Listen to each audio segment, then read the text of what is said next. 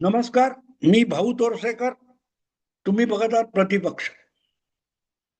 मित्रांनो, प्रभू रामचंद्र श्रीराम प्रभू रामचंद्र हे भारतीय जीवनातील एक बाजूला न करता येणारं पात्र आहे. नाव आहे, शब्द आहे.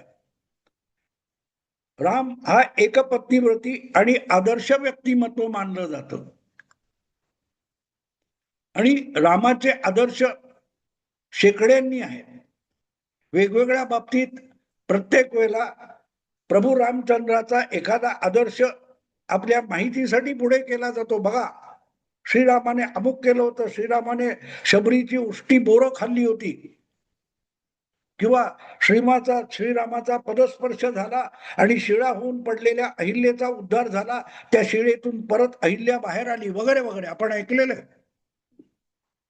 असाच एक श्रीरामाचा आदर्श आहे.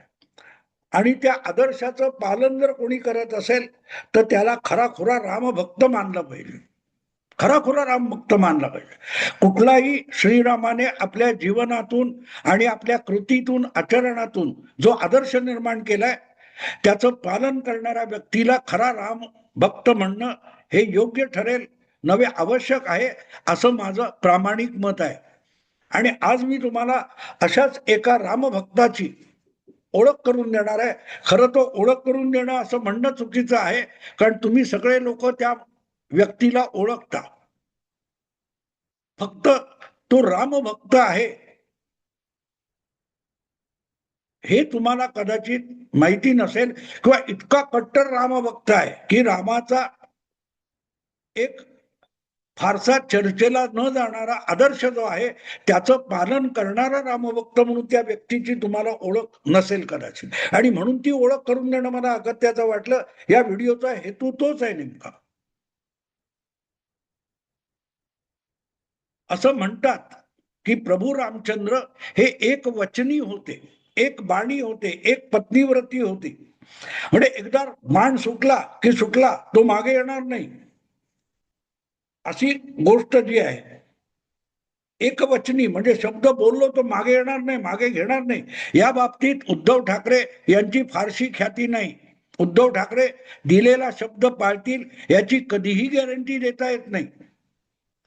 अचानक काहीतरी कारण बहाणा काढून आपण असं बोललेलोच नाही असं आपल्याला म्हणायचंच नाही, आणि मी ते बोलणार नाही असं म्हणून उद्धव ठाकरे बेधडक ते बोलून टाकतात. त्यामुळे त्यांना एकवचनी वगैरे म्हणता येणार नाही. एक पत्नीव्रती मान्य करतायत, पण तरीही उद्धव ठाकरे हे रामभक्त आहेत आणि कट्टर रामभक्त आहेत. ते कुठला रामाचा कृती आचरणात आणतात ते तुम्हाला समजलं की तुम्हाला वाटेल की हा भाऊ बरोबर बोलतात. अन्यथा तुम्ही म्हणाल रोजच्या रोज तुमचेच भाजपवाले उद्धव ठाकरेंनी रामभक्ती सोडली, अजून अयोध्येला गेले नाहीत, रामाच्या जन्मभूमीच्या मंदिराविषयी त्यांनी नको नको ती मुक्ता फळं उधळलेली आहेत, अशी फडाफड भाजपचे समर्थक माझ्या थोबडावर उधळणं मारायला लागतील. हे सगळं खरं आहे, मी नाकारणार नाही. किंबहुना म्हणून तर भाजपवाले सातत्याने उद्धव ठाकरे यांनी हिंदुत्व सोडलं असा आरोप करत असतात. त्याच्याही पुढे जाऊन उद्धव ठाकरे हे हिंदुत्वाचे शत्रू झाले, इतका भयंकर प्रचार भाजपने सातत्याने केलेला आहे. मग त्यात एवढं सगळं असताना उद्धव ठाकरे हे रामभक्त असल्याचा शोध मी कुठून लावला? मी परत परत सांगतोय की प्रभू रामचंद्राने जे आचरणातून आदर्श निर्माण केले त्याचं पालन करण्यासाठी मी उद्धव ठाकरेंना रामभक्त मानतोय. मित्रांनो, तुम्हाला माहिती आहे प्रभू रामचंद्राला त्यांच्या पित्याने म्हणजे दशरथाने आपला लाडका पुत्र म्हणून अयोध्येच्या सिंहासनावर बसवलेलं होतं. आपल्या नंतर आपल्या वंशाचा, आपल्या परंपरेचा राजा किंवा नेता म्हणून दशरथानेच रामचंद्राची निवड केलेली होती. तसे दशरथाला 4 पुत्र होते, राम, लक्ष्मण, भरत आणि शत्रुघ्न. त्याच्या ज्या 3 राण्या होत्या, त्यांना 3 किंवा काही राण्या होत्या, त्यापैकी कौशल्याचा पुत्र तो प्रभू रामचंद्र. पण त्या 4 राजपुत्रांमध्ये रामाची निवड हा भविष्यातला राजा म्हणून केलेली होती. पण सवती मत्सर असतो, सापत्न भाव असतो, मानवी स्वभाव असतो. त्यामुळे प्रभू रामचंद्राची सावत्र आई असलेली कैकेयी ती सुद्धा दशरथाची अत्यंत लाडकी आवडती अशी राणी होती. आणि तिचा पुत्र राम नव्हता. राम हा कौशल्याचा पुत्र होता आणि कैकेयीचा पुत्र भरत होता. कैकेयीला वाटत होतं की आपल्या नवऱ्याने म्हणजे राजाने दशरथाने आपल्या मुलाला म्हणजे भरताला अयोध्येचा राजा केलं पाहिजे. आणि असं काहीतरी मंथरा तिचे कान भरत होती म्हणतात. असो, तर त्यामुळे राजा म्हणून प्रभू रामचंद्राची निवड केल्यानंतर कैकेयी अस्वस्थ झाली आणि तिने दशरथाला साकडं घातलं. दशरथाला त्याच्या एका अटीची आठवण करून दिली.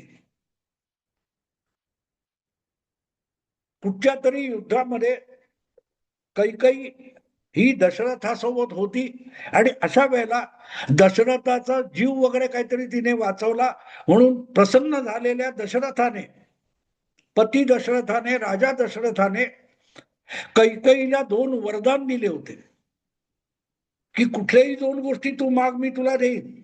तेव्हा कैकेयीने सांगितलं होतं की योग्य वेळ आल्यानंतर मी माझे वरदान मागून घेईन. मी ते राखीव ठेवते, बँकेत ठेवते. आणि ज्या वेळेला प्रभू रामचंद्राला राजा म्हणून घोषित केलं तेव्हा सवती मत्सर किंवा सापत्न भाव यांनी उत्तेजित झालेल्या कैकेयीने दशरथाकडे आपल्या 2 वरदानांची आठवण करून ते वरदान पूर्ण करण्याची मागणी केली.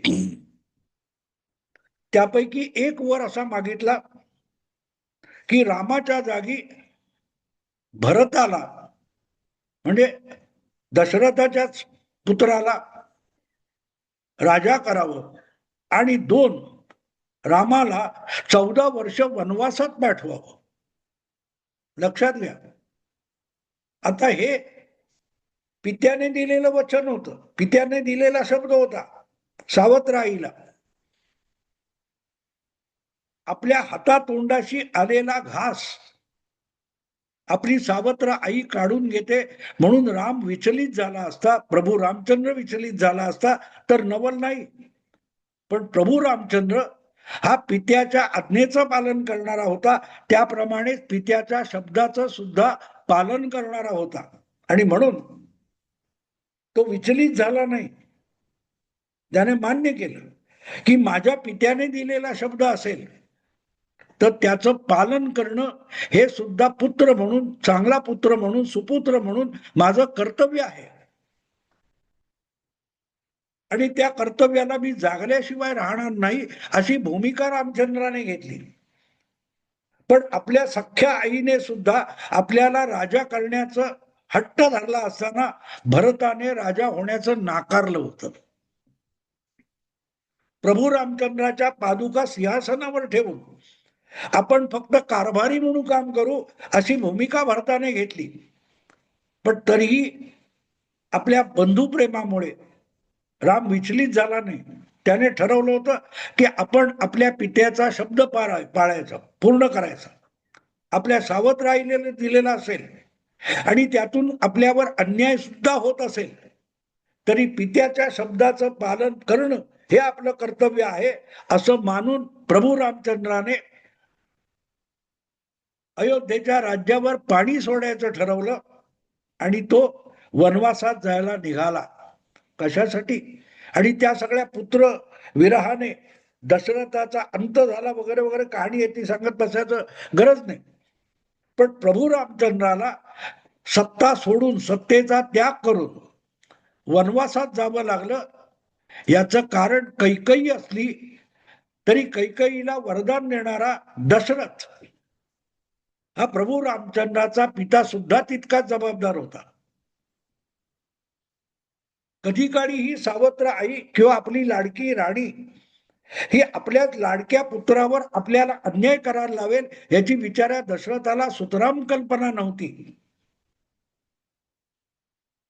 पण पित्याने केलेली चूक असेल तरीही त्याची फळं भोगायला प्रभू रामचंद्र तयार झाला.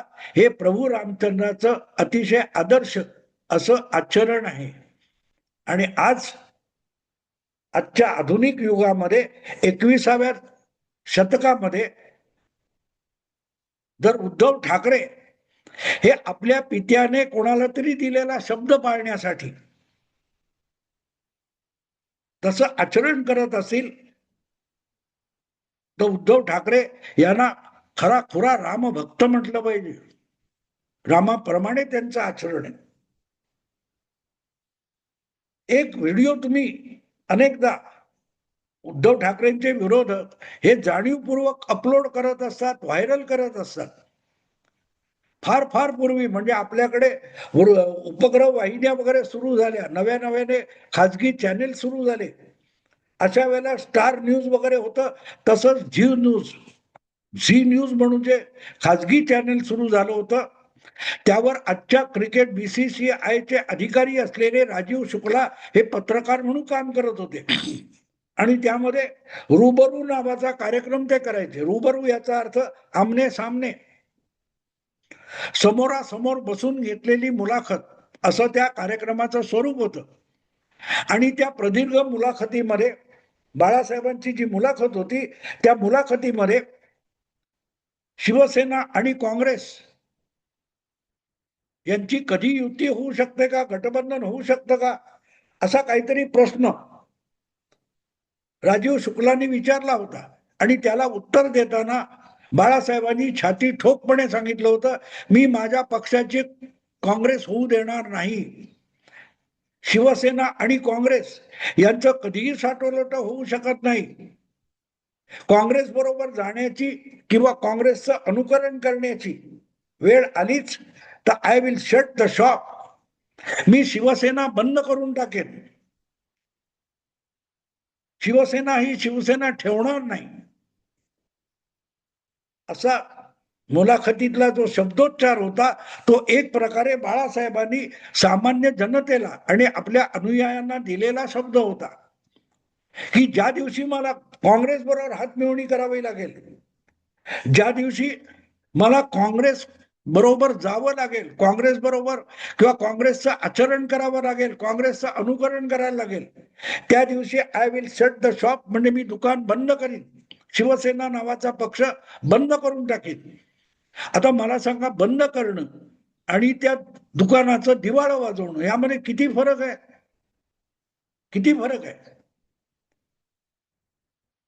आपल्याला पक्ष चालवता येत नसेल आणि त्यासाठी काँग्रेसला शरण जावं लागलं किंवा काँग्रेसचं अनुकरण करावं लागलं, काँग्रेसच्या भूमिका घ्याव्या लागल्यात, तर आपण शिवसेना बंद करून टाकू, हा बाळासाहेब ठाकरे यांचा शब्द होता. आणि त्याचं पालन आज इतक्या वर्षानंतर उद्धव ठाकरे करत आहेत. गेल्या विधानसभा निवडणुका आणि नुकताच संपलेल्या नगरपालिका महापालिकांच्या निवडणुका आणि त्यातल्या निकालांवर नजर टाकली तर आपल्याला त्याची खातर जमा करता येते. उद्धव ठाकरे यांनी त्यांच्याकडे जो काही शिवसेनेचा एक भाग उरलेला आहे, उबाठा शिवसेना या नावाने, त्याला संपूर्ण दिवाळखोर करून टाकले. कधी बंद करणार एवढाच प्रश्न आहे, कधी शिवसेना भवनाला टाळं ठोकून आता शिवसेना बंद झाली, आता शिवसेना राजकारण करणार नाही, निवडणुका लढवणार नाही, एवढं उद्धव ठाकरे घोषित करतात, इतकीच गोष्ट बाकी आहे. दुकान बंद होतं तेव्हा त्याला टाळं ठोकलं जातं. उद्धव ठाकरेंनी आज शिवसेना, त्यांच्याकडे जो पक्ष आहे उबाठा शिवसेना आणि सेना भवन, त्यावर नेमकी अशी परिस्थिती आणलेली आहे. काँग्रेसच्या आहारी जाऊन, काँग्रेसच्या नादी लागून उद्धव ठाकरे यांनी गेल्या 5-6 वर्षात जे काही केलंय ते एक प्रकारे बाळासाहेबांच्या शब्दाचं पालन आहे. ज्या दिवशी आपल्या वारसाला काँग्रेस बरोबर जावं असं वाटेल त्या दिवशी आपण दुकान बंद करू हा शब्द बाळासाहेबांनी दिलेला होता. आणि पित्याने दिलेला शब्द उद्धव ठाकरे यांनी राजकारणात, निवडणुकीत आणि सगळ्या कारभारातून शब्दशः पाळल्यासारखं दिसतंय.